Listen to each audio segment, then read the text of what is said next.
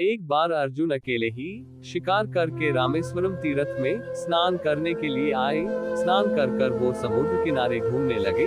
वहीं पर हनुमान जी साधारण वानर रूप धारण कर राम नाम का कीर्तन करने लगे। अर्जुन ने उनसे उनका परिचय पूछा तो हनुमान जी ने बड़े गर्व से कहा कि जिनके प्रताप से राम जी ने ये 100 योजन बड़ा सेतु बनाया है, मैं वही वायुपुत्र हनुमान हूँ। हनुमान जी के गर्व भरे वचन सुनकर अर्जुन ने भी गर्व से कहा कि राम जी ने व्यर्थ में ही इतना कष्ट उठाया, उन्होंने तीरों से सेतु बनाकर ही क्यों अपना काम नहीं चला लिया। अर्जुन के वचन सुनकर हनुमान जी ने कहा कि हम जैसे बड़े वानरों के बोझ से वो सेतु गिर जाता, यही सोचकर ही उन्होंने ऐसा नहीं किया। फिर अर्जुन ने कहा कि हे वानरोत्तम, यदि वानरों के बोझ से ही वो सेतु टूट जाता हो तो फिर धनुर्धारी की ही क्या विशेषता रही। अभी मैं अपने ही तीरों से एक सेतु बना देता हूँ, आप उस पर नाचो कूदो तथा मेरी धनुर्विद्या का भी नमूना देख लो। अर्जुन की ऐसी बातें सुनकर हनुमान जी ने मुस्कुराते हुए कहा कि यदि वो सेतु मेरे वजन से टूट गया तो क्या करिएगा। तब अर्जुन ने कहा कि यदि वो सेतु टूट गया तो मैं चिता पर चढ़ जाऊंगा। फिर उसने कहा कि अच्छा, आप भी बाजी लगाइए। तब हनुमान जी ने कहा कि यदि मैं तुम्हारे पुल को अंगूठे के भर से नहीं तोड़ पाया तो जीवन भर तुम्हारी सहायता करूंगा। दोनों के बीच बाजी लग गई। तब अर्जुन ने सेतु बनाया जो कि हनुमान जी के अंगूठे के भार से टूट गया। हनुमान जी के इस कार्य से खिन्न होकर अर्जुन ने चिता तैयार कर हनुमान जी के रोकने पर भी उसने कूदने के लिए उद्यत हो गया। यह देखकर श्री कृष्ण भगवान ब्रह्मचारी का रूप धर कर आए और अर्जुन से पूछने लगे कि ऐसा क्या हुआ कि आप चिता पर बैठ गए।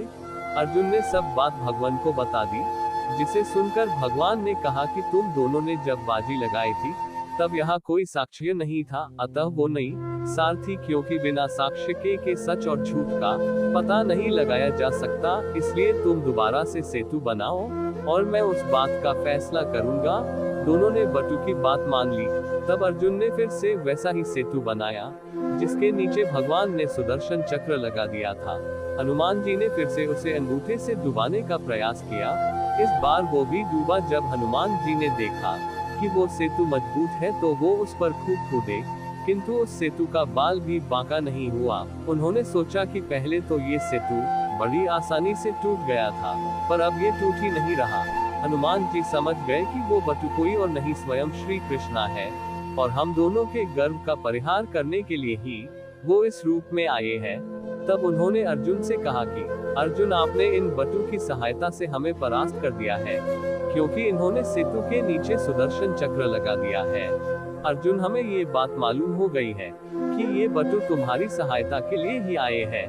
त्रेता युग में इन्होंने हमें वरदान दिया था कि द्वापर युग में मैं तुम्हें कृष्णा के रूप में दर्शन दूंगा, इसीलिए सेतु के बहाने से इन्होंने आज अपना वरदान पूरा कर दिखाया है। भगवान कृष्णा अपने स्वरूप में आ गए। भगवान को देखकर हनुमान जी अति प्रसन्न हुए तथा भगवान के चरणों में उन्होंने साष्टांग प्रणाम किया। अर्जुन ने जब यह जाना कि भगवान ने उनके प्राण इस प्रकार बचाए हैं तो उनका भी गर्व नष्ट हो गया।